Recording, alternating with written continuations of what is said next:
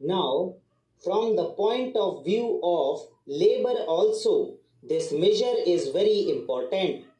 I am giving all the arguments.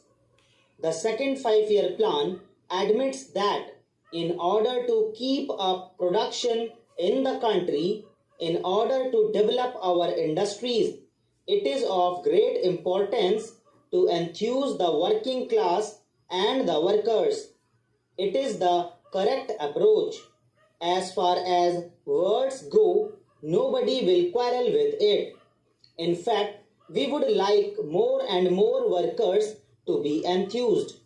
Such measures should be brought in more and more in order to make the working class see that with the increase in productivity on their part, at least there is improvement in their living conditions, that with the increased production of consumer goods in the country, they get more resources in their hands to buy the things that they require, to spend more money on their children, on their housing, on their health, on the education of their children, and all that. You have to create a situation like this. You have to create a feeling like this. You have to make provision for this. Even from that angle, it is necessary that this should be accepted. Labor enthusiasm cannot be created until and unless you relate the increase in productivity to an increase in the living standards of our people. More production, more money in the pockets of the working class. More money in the pockets of the working class, more consumption of their daily necessities of life, and less privations and difficulties. Am I wrong in this? I would ask the honorable members to say. Therefore, on that score, it is essential. Then, even from the point of view of industrial expansion, it is essential. You will ask me how. I will tell you how. Now, it means that if this Provident Fund contribution is not taken from them to that extent, the money will be with the working class. And this money they would be able to spend in the market as customers and buyers of commodities. What does it mean? What are the economic implications of such a thing? Such a thing means that the demands for consumer goods in the country will go up. There will be expansion in the internal market. It is very essential when we talk about the industrial expansion that we also ensure expansion in the market. Unless there is a growing demand in the country for the industrial goods, you cannot have the expansion of industries. Expansion of industries does not take place in a satisfactory way, disregarding this factor of expanding consumption in the country. In order to ensure expanding consumption on the part of the working people, it is necessary for you to make more money available to them for consumption. Now, I will be up against the question, what about the savings of the community? You will ask, should not the workers contribute something towards the common savings for our country?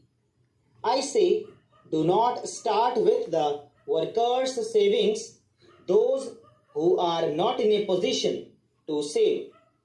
You cannot expect those people who are not getting 2 square meals a day, whose children go without education and other elementary necessities of life, to go on saving in an uncertain provident fund by undergoing all manner of denials at present.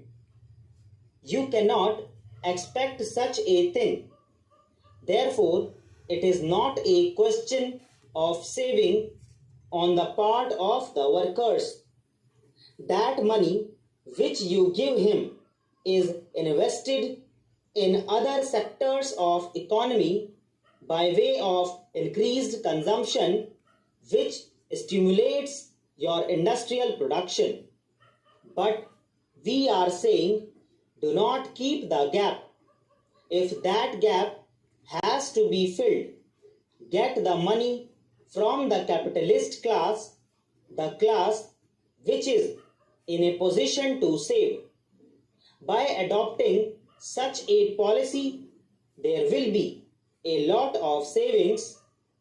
Savings takes place not at the cost of the worker, not at the cost of contraction of the whole market, not by stifling the stimulants that are required for the industrial expansion in the economy as a whole. Savings takes place on the basis of 2, those who are in a position to save. All that money which would have been otherwise spent left in the hands of the capitalist class for unproductive purposes in importing race horses and perfumes and all manner of things would be available for being spent on clothes, books, medicines and other things which are essential for the vitality of the community and for its healthy growth.